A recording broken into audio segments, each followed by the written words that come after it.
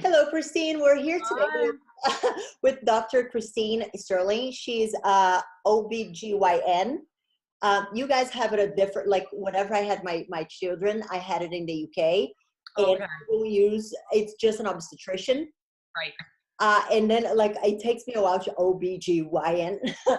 um, and there is a lot of different things about the way you practice your that you do things in your practice because Right, you look at the whole at the patient as a whole, like in a holistic approach. exactly.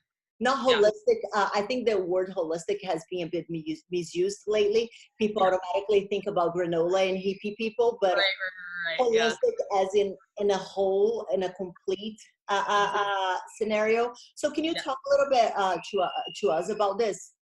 Yeah, so I mean, essentially, when we're talking about a pregnant woman, I Uh-huh. think for a long time we saw pregnancy as this physical condition that we had to help women through. And what I hope to see in the future is that it's not just a physical experience. Pregnancy is the creation of a mother, not just the creation of a baby.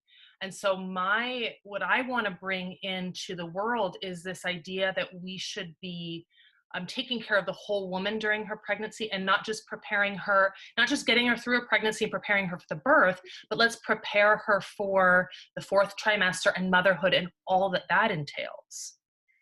I love that you mentioned the fourth trimester. Could you tell us a little bit more about what the fourth trimester is? Because we hear it a lot, but I don't think that a lot of people actually know what it is.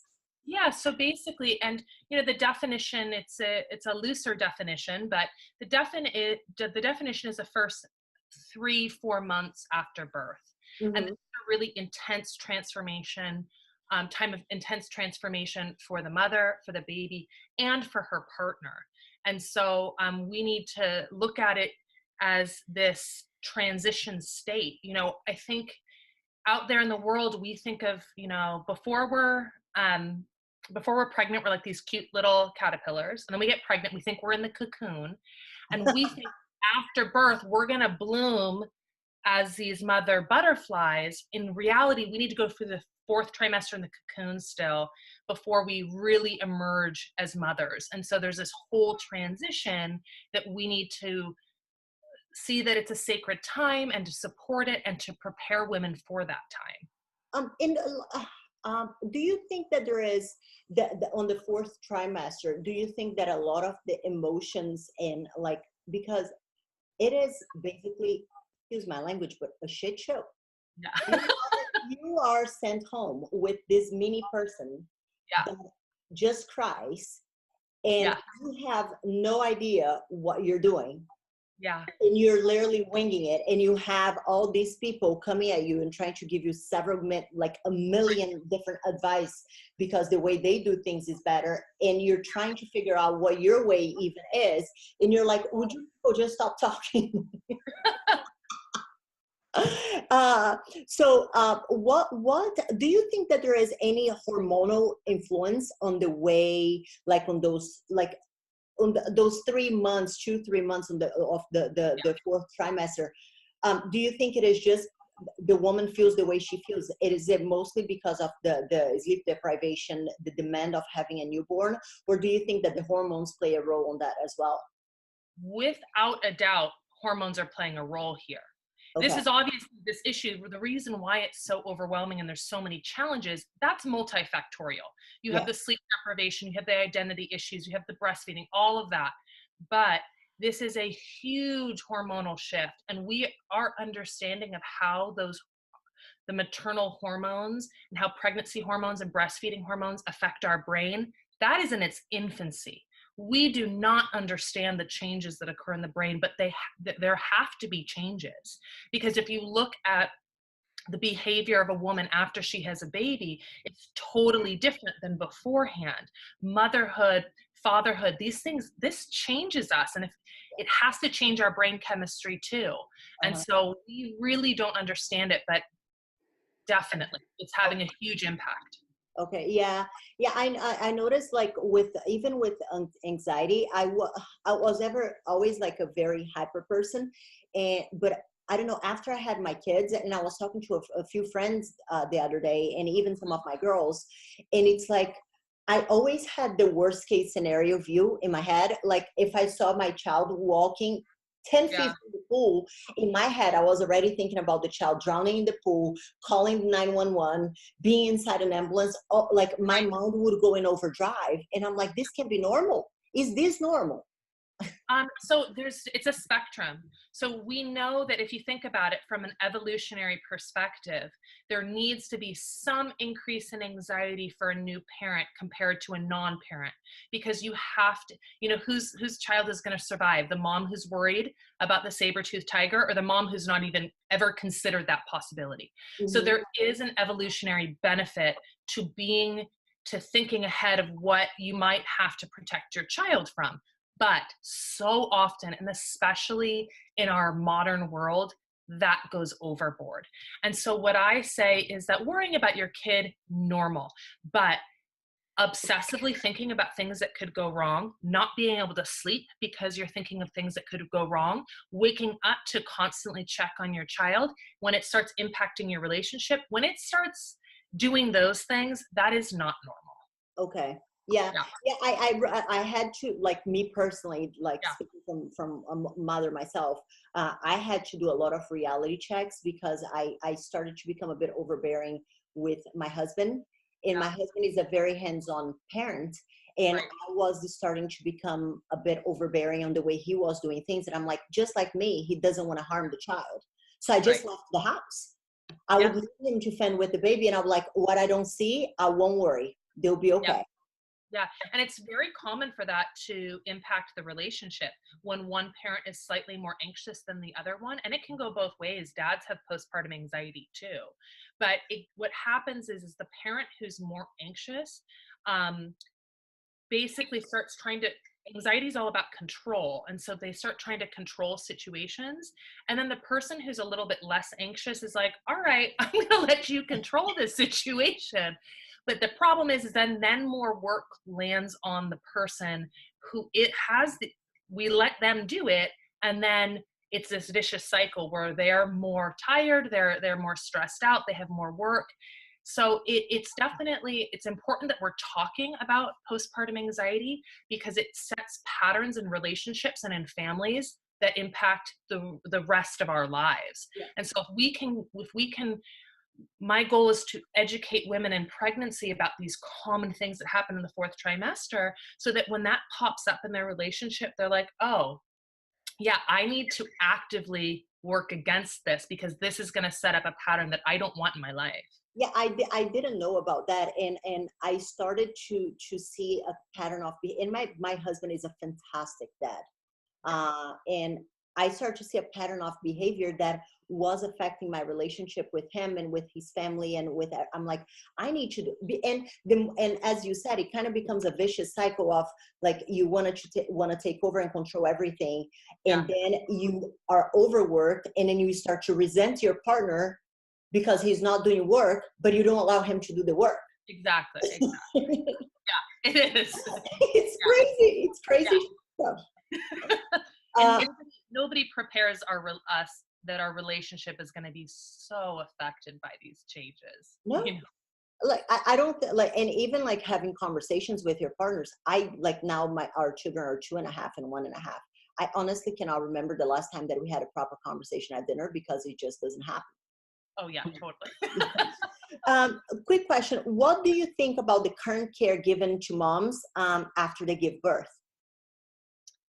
What are your thoughts on the current care? Like, here's your baby, yay! Off you go. Have a nice day. Yeah, I mean, okay, so it's not enough. Okay. What would you change? Oh, I mean, I think about this a lot. And if I had my ideal situation, we would have home care, we would have lactation consults that come to the house. We would have, it would be very different. I don't know if it's going to get there, but there have been some changes recently within the United States. And the United States, the American College of Obstetricians and Gynecologists, which is kind of like the governing body that determines the standard practice for obstetricians and gynecologists in the United States. They recommend now that a mom, that we see postpartum care as a continuum and not just a 6-week checkup, that the mom has contact with her provider within the first 3 weeks, whether that's a phone call or an in-person visit. That's really up to the individual patient and the doctor to decide. But I think that's a step in the right direction. I think that we have to balance the fact that it's hard to get out of the house with kids, with a brand new baby, also with the fact that probably mom needs way more support than she's currently getting. Mm-hmm. I think it would be really nice to see that support in the home. I think it's going to be, in the United States, we're dealing with insurance companies and all of that issue. And is insurance company going to pay for that? I don't know. So I think, what I have done in my own life is that for my friends who are having their first child or having kids, I will get them a service instead of getting them a present. So one of my best friends, she's also an obstetrician, and she just had a baby, and my gift to her was a home lactation consult. Okay. And so I think that's the way that we can we don't have to wait for insurance companies and all of these things to change. We can just start supporting the moms in our life by providing them with, housekeeping, postpartum doula, lactation consults, that kind of stuff. Yeah. And, it's funny that you say that, because I did not have my kids here in the US. I had my kids in the UK. Right. And they have a midwife that come to your house. Hold on. I think it's like 2-3 days after you have the baby. And they are very understanding as well. Like, for example, if they come at a time that you're sleeping with the baby, they knock on the door. If you don't answer, that's fine. They'll call you, and they were like, can we arrange another appointment? That's amazing. Yeah. And then like I had a C-section, they check your scar. Are you okay? And even like asking questions about domestic violence and stuff like that. Yeah. They ask these kind of questions, and like they have to wait for my husband to leave the room, and then they ask like very discreetly, like, so is everything okay? Do you have any complaints? I thought it was phenomenal. Yeah, I mean it should be more like that. I mean, in this country, we just our healthcare system is not has its issues. It definitely has its issues. Yeah. So we have to kind of make do with what we have, and that's why I took to Instagram to start some of this stuff that I'm doing, because it's, I want to see change right now, today, tomorrow. I don't want to wait my whole lifetime to impact postpartum care. Yeah. And so, that's what you do.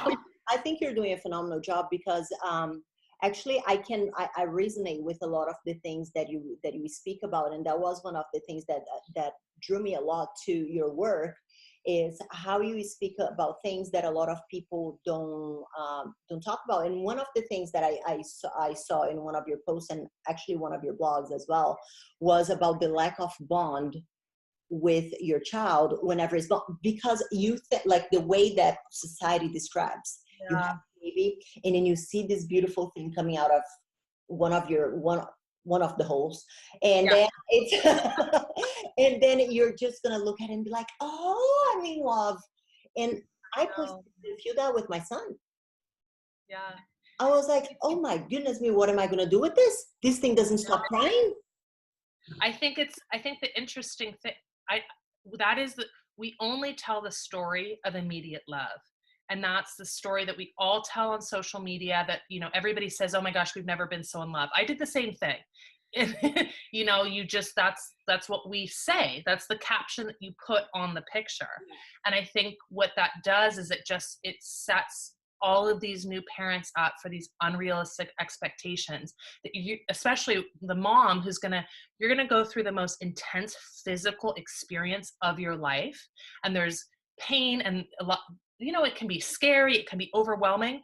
And then suddenly that's all gone, and you're just going to the heavens are going to part, and this most radiant love is going to shine down on you. And that's not the typical experience. So you're saying that from your experience as a mother and as a OBGYN, that this is instant love. It's more uncommon than the I almost look at it as in a relationship. You don't begin a relationship head over heels.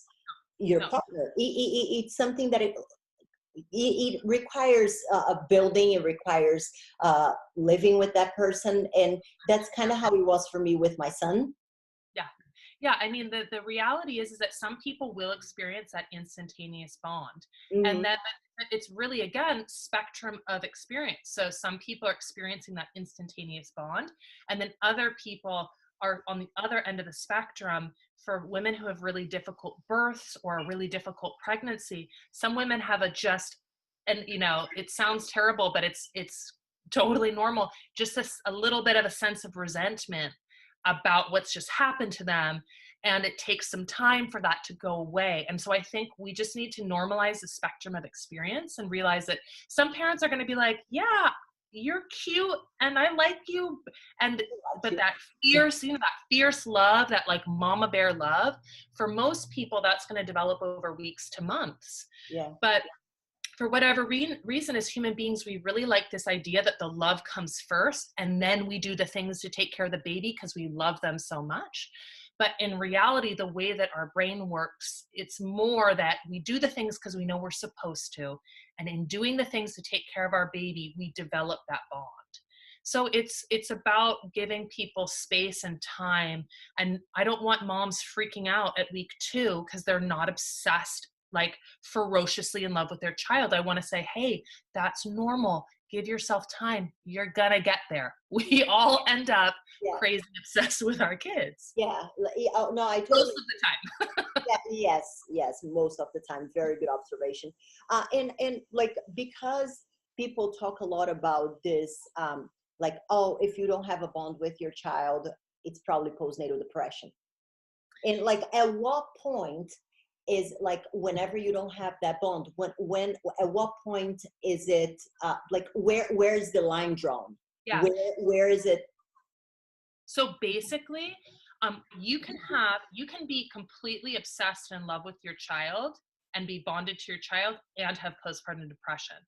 You can not be bonded with your child and not have postpartum depression. So these things are often equated, but they're two separate things. Can difficulty bonding be a symptom of postpartum depression?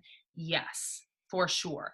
And I think that, bonding typically takes place, and it can, you have to think about how long did it take you to fall in love with your partner. For some people it's like, oh my gosh, we went on 2 dates and I was in love with them. Other people it's like, we were friends for a long time before I fell in love with them.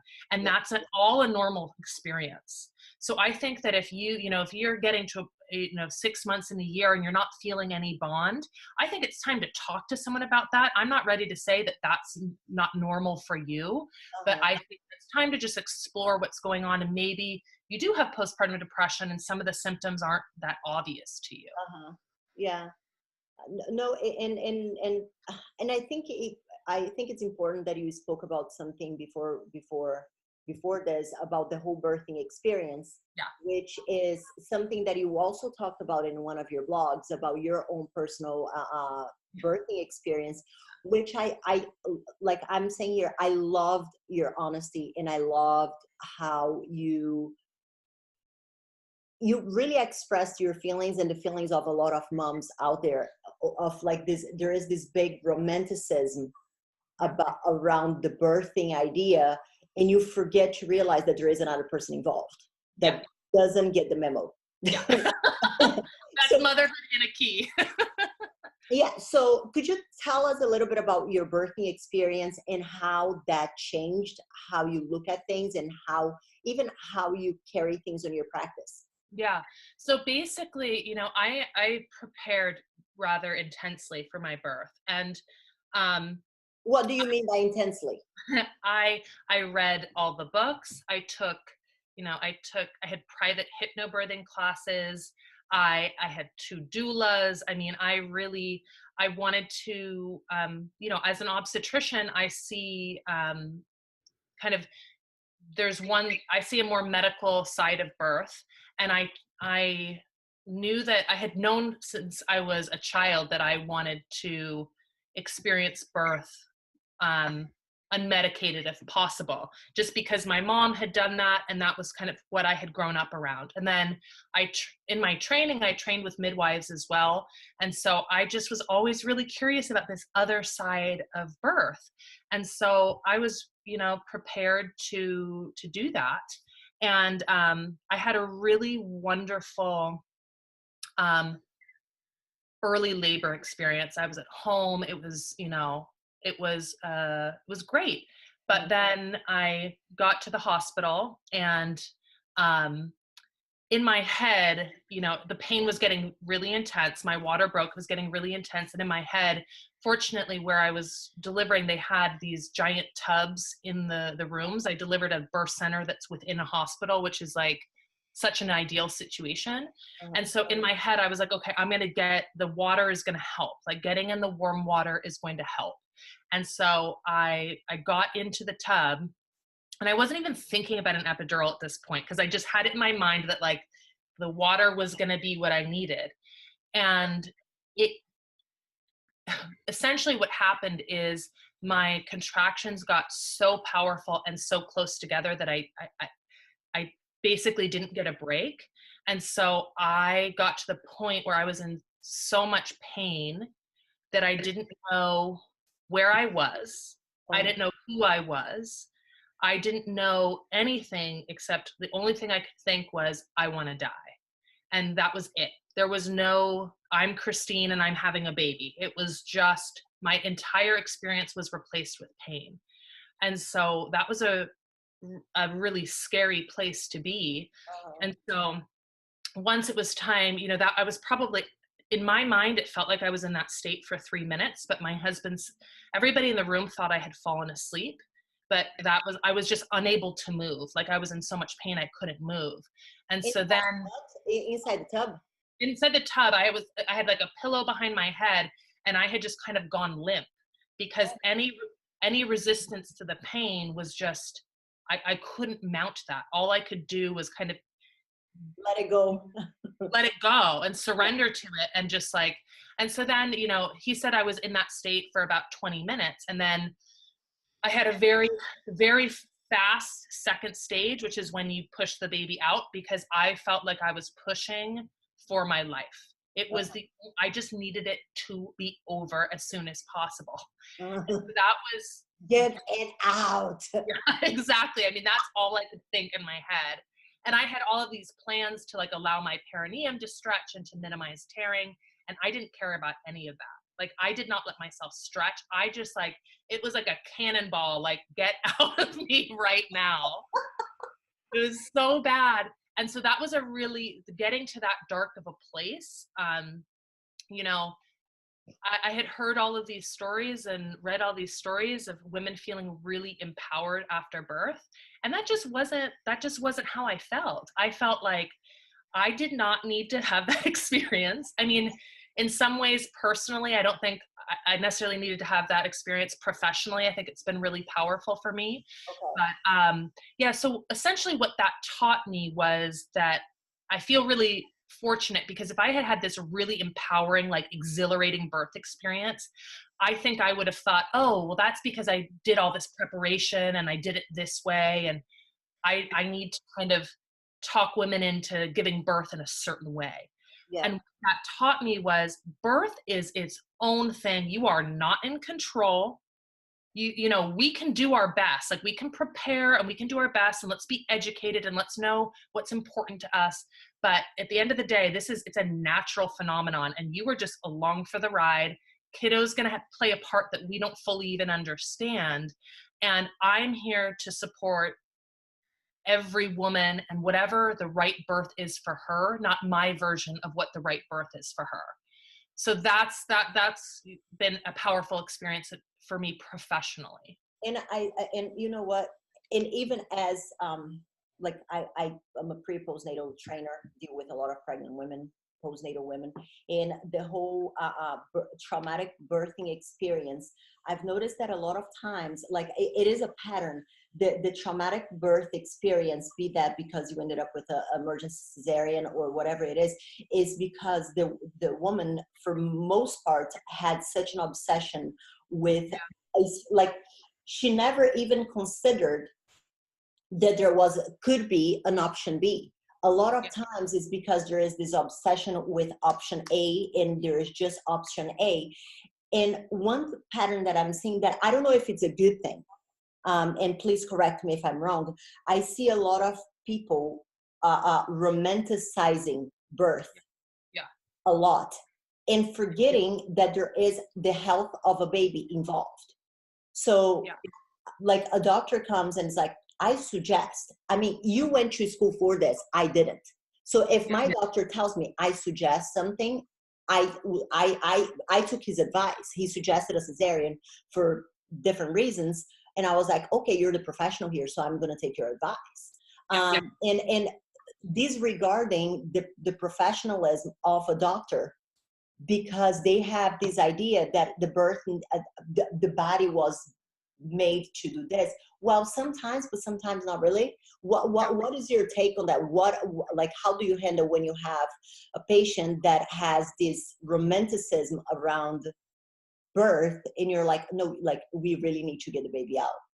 Yeah, I think the important thing is to meet that woman where she is. And that's the issue here. And I think, I think for me as a, I might see it differently as an obstetrician, because I know why we got here. I know why there's so many people who feel like they really need to push a unmedicated intervention-free birth. Why is that? Because there was a time, and it's different. It's different in every country, and it's different. But in the United States, and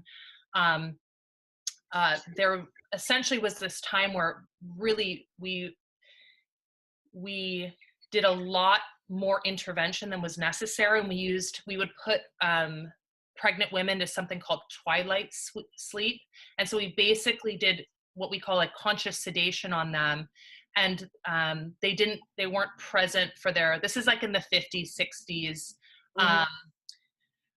And they weren't really present for their birth, and they had a lot of operative deliveries, meaning using tools to deliver babies. And so, and there was, it was a medicine used to be a patriarchy. I mean, in some ways it still very much is a patriarchy. And so I think that there was this like rejection of that kind of experience, which I agree with, but in some ways the pendulum has swung over to this romanticization of birth, and that this idea that it can't be dangerous because it's natural, which, obviously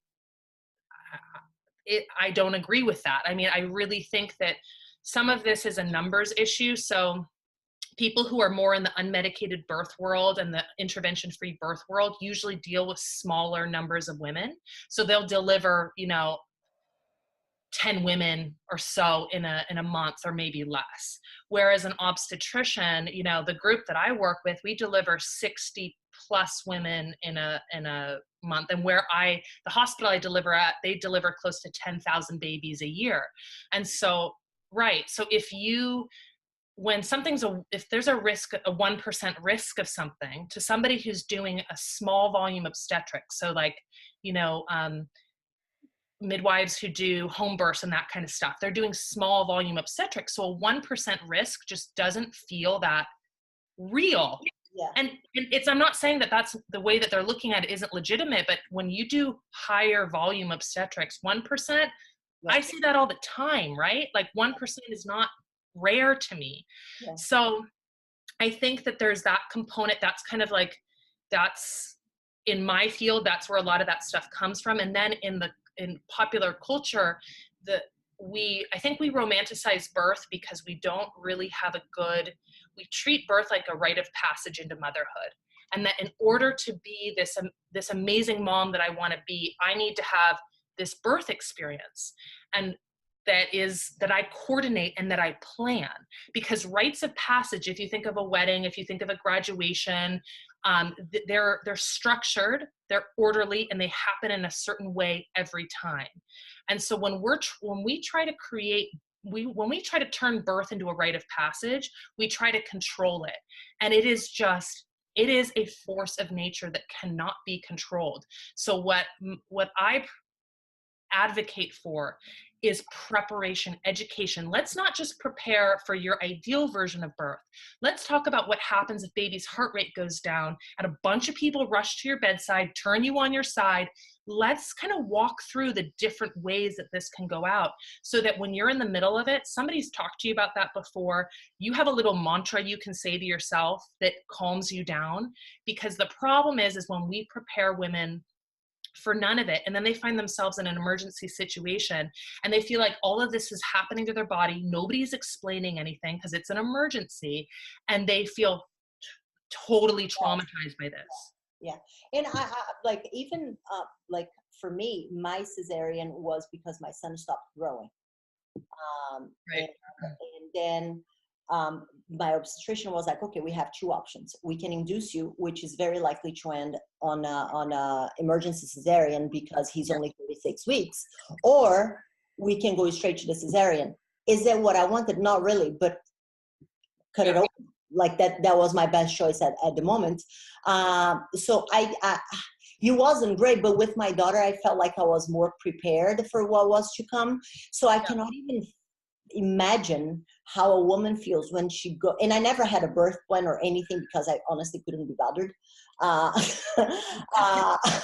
I cannot even imagine for a woman who has prepared so much for the ideal scenario to be in the middle of it and literally be carried out and be cut open. Oh I my went God. to the hospital knowing that I was going to be cut open, so I was a bit more mentally prepared for that. It can be a very traumatizing experience, and it's really, what happens to those of us who are in medicine, it happens to me, I'm not perfect either, is because these things are routine to us. An emergency C-section, it happens. Like I'm comfortable in the situation. My nurses, they're like, yeah, it's Tuesday. Like it's not, it's, you know what I mean? Yeah. So we get into, there's this, to us, it's normal. And so sometimes we forget that to that person who's laying on that bed, they are terrified. And so what they really need is someone to come over and just like rub their shoulder and say, "Hon, you're going to be okay. This is what's happening."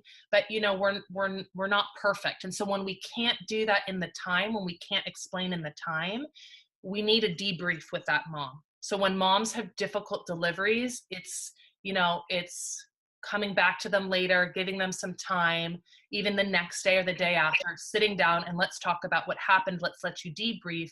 And I think, moms also have to be encouraged if they're still having a really hard time processing their birth experience to seek some counseling and seek some therapy around that, because when you have a traumatic birth experience, your whole nervous system is primed that you're waiting for the next shoe to drop. Like somebody comes to touch you and you're just feeling like something bad is going to happen to you because this crazy physical experience happened to you that you didn't feel in control of.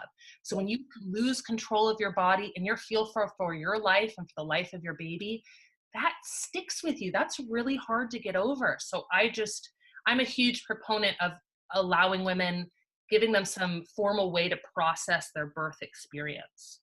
And I like how you say lose control over their body, because I think that the loss of control of the body begins from like whenever you first get pregnant. Completely. Women who are very body aware, which a lot of my audience would be. We have a lot of women who used to do fitness competitions like I did, and be very active and be very aware of their physique. And the next thing you know, you have control over nothing. Right. And here's my question to you. That's one thing that I see a lot with my girls in the US. And I didn't go through that when I was in the UK, which is a weigh-in at every single session. Like, do you really think that it is extremely necessary, or do you think that if you feel like that is affecting the mom's mental health, if that is something that could be, okay, you look fairly healthy, you do the urine check, you see that there is no extra protein under urine, so they're fine, everything looks okay, off you go. I can't speak for all OBGYNs, but I have a fair number of patients who tell me that weight has been an issue for them. And so what we do is we still weigh them at every visit. And I don't know if this is true of every obstetrician in the United States, but we'll still weigh them. We'll just have them face the other way. And we basically have an agreement with them like, listen, we're not going to talk to you about your weight unless we need to talk to you about your weight. Oh, that's great. Because we do know that the numbers do matter. And we know that there are risks to gaining too much or too little weight in pregnancy. Do you need to be weighed every single time? I don't think there's data to support being weighed every single time. I think that you could potentially do every other visit, and I doubt that you would see drastically, Mm-hmm. outcomes. But that's the way that it's done here, just as a, Prevention. honestly, it would be kind of, as to kind of ease the workflow through an office. But I think weight is obviously a big issue on a lot of women's minds in pregnancy.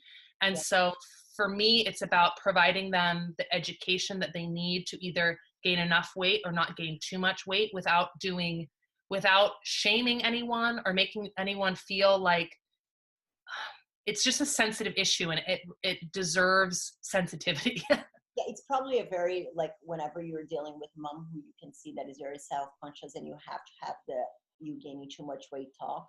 Oh, it must be absolutely painful. It can be difficult, and everybody does it differently.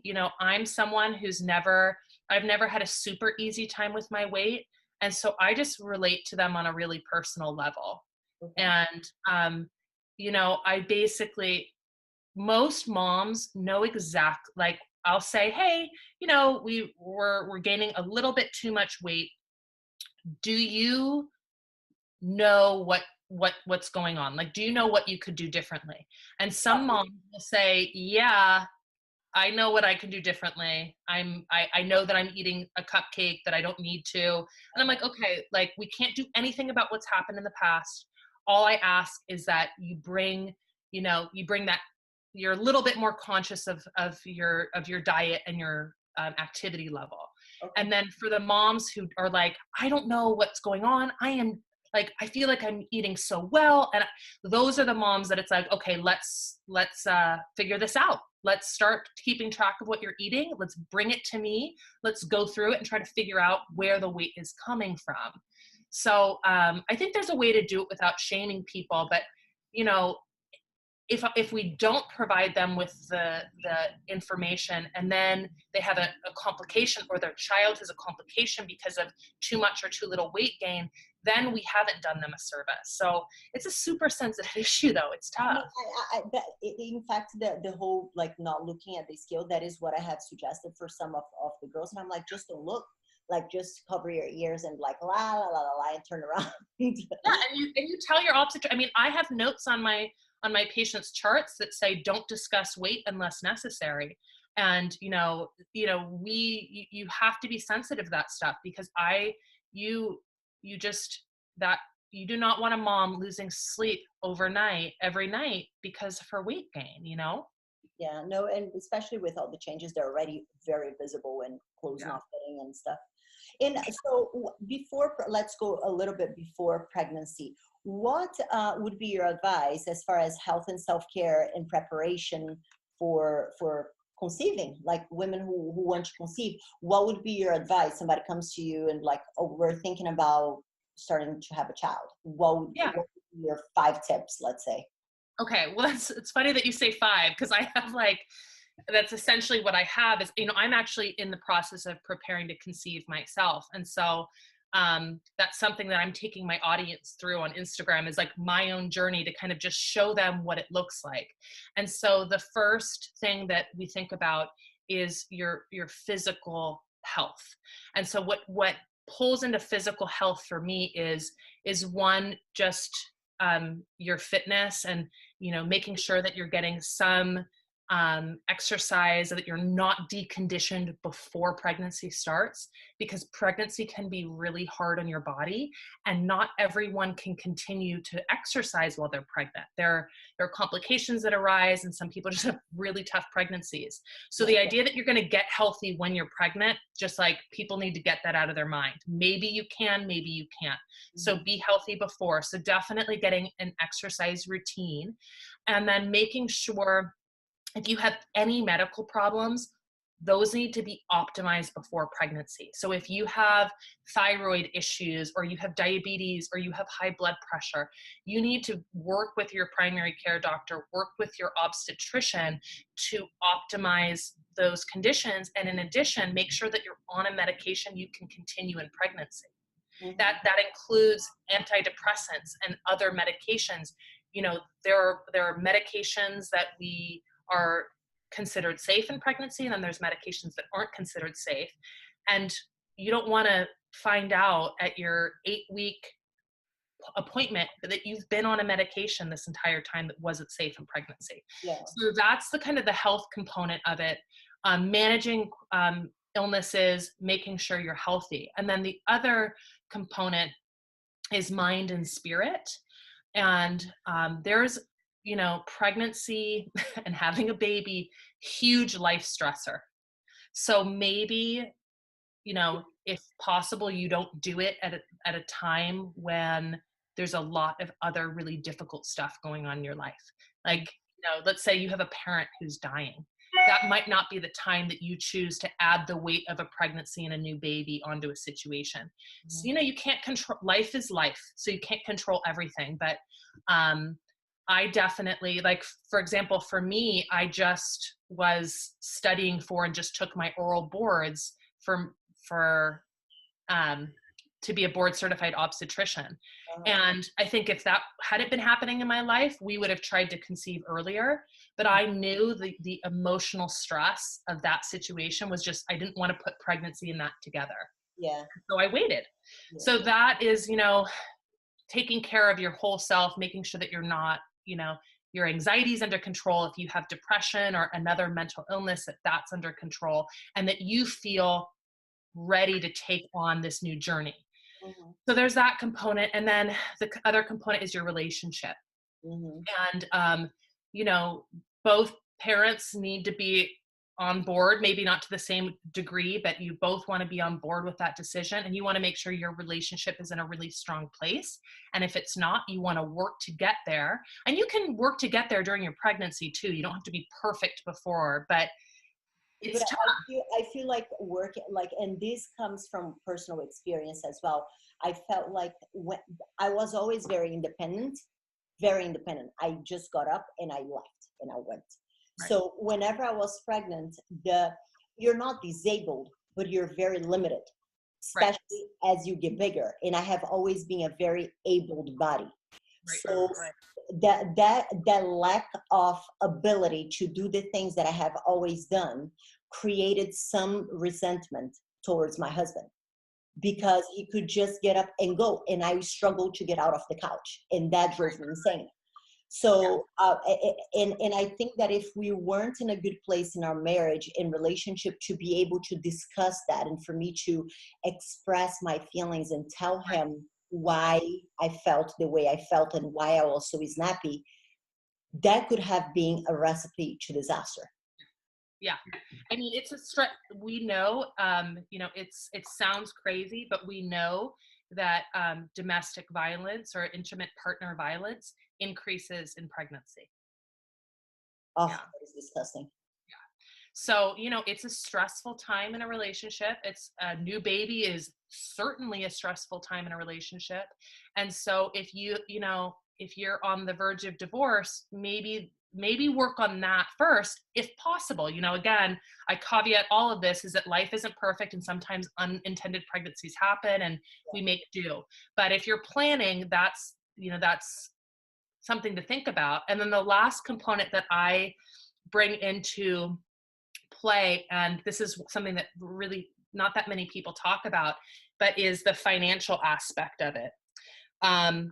So the things that I think about is that a lot of pregnancy happens and complications happen, and some people have to go on disability. And in the United States, you know, the amount of disability you can get and how much you're going to get paid compared to your base salary, that varies. You know, if I had to go on disability in a pregnancy, that would be difficult for my family because I'm a major, you know, my income is a major contributor to my family. Mhm. And so we definitely take that into consideration as well. And knowing that, you know, I'm going to not be working I'm going to take a maternity leave, which, you know, for me, I don't have a true maternity leave. I put together vacation and state disability, which does not come close to paying my salary. So, and then also having the ability to have some support postpartum. So again, a housekeeper, a lactation consultant, all of that stuff, having babies costs money. So it's, you know, one of the things that most families, like most couples argue about is finances.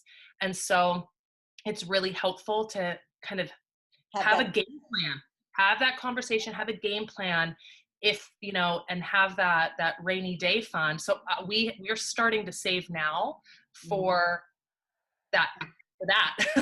And not only that, like we just moved back to the US and it's just me and my husband. We don't have the family help that we used to have when we lived in the UK. And we were looking at preschools, like daycares for the kids. Yeah, Like I feel so fortunate that I get to work from home because it is insane. I know. It is insanity. So yeah, I totally agree with that. And like all the costs that come just with the basic stuff like diapers and Yeah, clothes for kids and like like my daughter, she grows like weed. So you buy something for her today, tomorrow the girl doesn't fit in it anymore. Like her belly's sticking out. Like I'm like, "Oh, I can't keep up with this. I'm gonna have to win the lottery." yeah. Yeah, it's a huge stress on your finances to have children.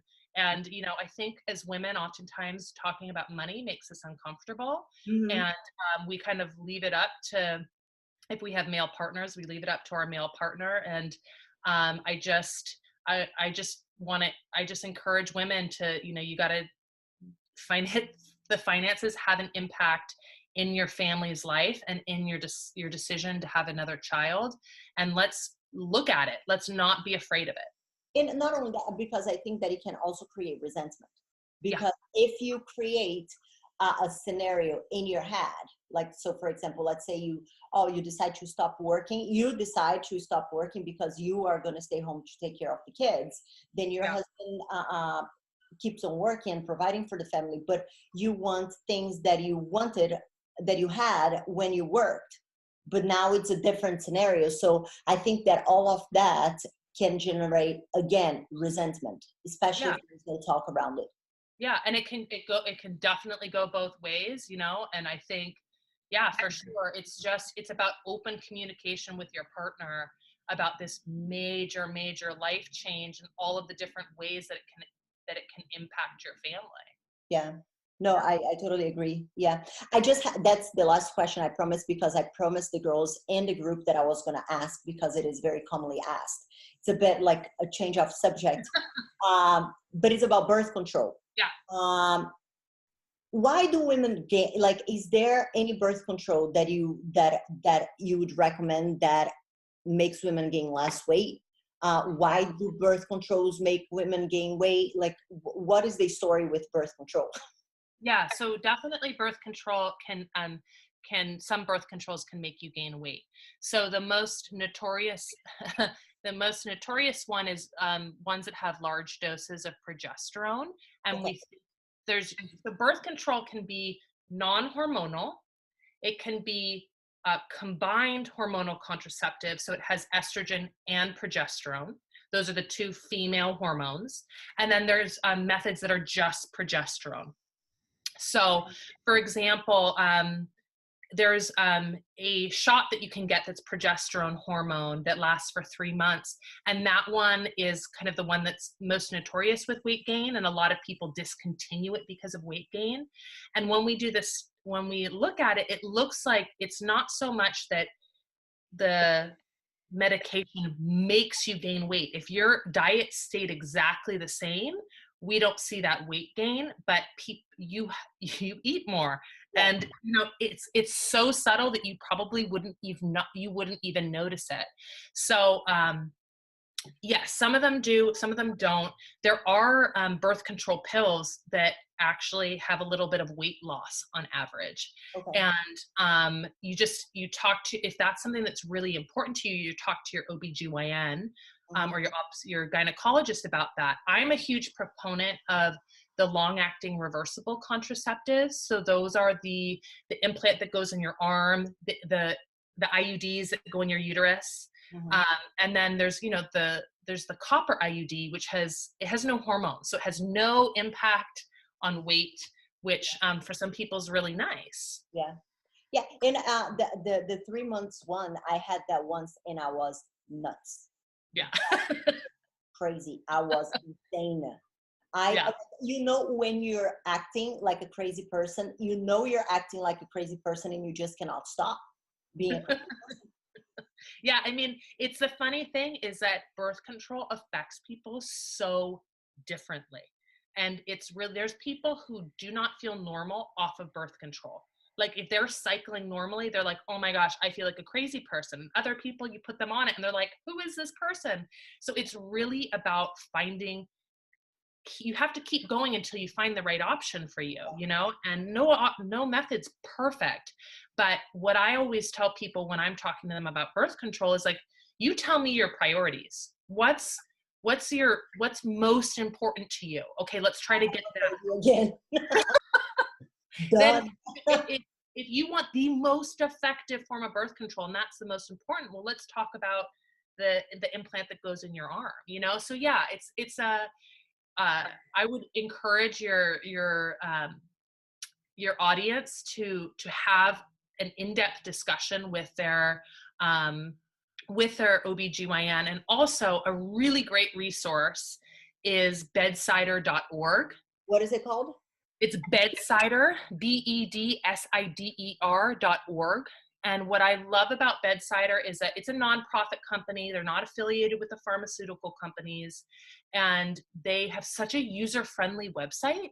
And so you can kind of go through and compare and contrast methods. And they have people will do like a blog post about what their experience was like using a Mirena IUD. And it's just nice because it's not just medical facts. They also kind of bring in people's stories too, which I think is helpful. Okay. And this is actually the last question, I promise. How long before you want to start conceiving should you get rid of your birth control method, be that the pill? Like how soon before you start to try to conceive should you stop taking the pill or take your IUD off? You can get pregnant right away with most methods. Really? Because there is like, is it a urban myth or like there are some methods. So example, the shot that we were talking about, that one is again a little bit notorious for delaying your ovulation longer than others. Okay. But yeah, I mean, you can get pregnant right away. Once you take that IUD out, all bets are off. Like you can get pregnant right away. Once you stop taking your pills, I mean, it depends on the pill you're taking. So there's pills that if you miss more than 4 days, you can get pregnant, so if you miss more than 3 days. So yeah, the progesterone only pill, you miss your pill by 3 hours, you can get pregnant. Yeah, I'm not getting on that. No. Like our kids are 14 months apart, and I found out I was pregnant with my daughter when my son was like 5-6 months. Oh my gosh. Yeah, it wasn't on the script. So whenever I had her, I went to my doctor and I was like, what is it that I can have? What do you need to do? Put it on me. For sure. Yeah, I had my Mirena put in right away. Yeah. So I waited 8 weeks and I had my Mirena put in. Yeah, that's why he's saying. He was like, you need to wait at least, I don't know, between 8 and 12 weeks. I recommend 12 weeks. That's what he said. I'm not even kidding. At 12 weeks in 1 day, I was in that office. You're And I waiting was outside the like, office. I'm like, I'm here for my AUD. yeah. Well, Dr. Christine Sterling, it's been amazing talking to you. Thank you so much for your time. Oh, no problem. Thank you for having me. It was hard to not just keep on asking questions because you're so fun to talk to. I'm hoping that eventually, whenever you have more time in your hand, we can talk again. Oh, I would love that. There's so much to discuss, and I think you bring the medical side of it, but you also bring the human side that you almost make me want to have a third child. So you could be my doctor, but almost. I feel you. I feel you. Wonderful. Thank you for having me. Thank you. Okay.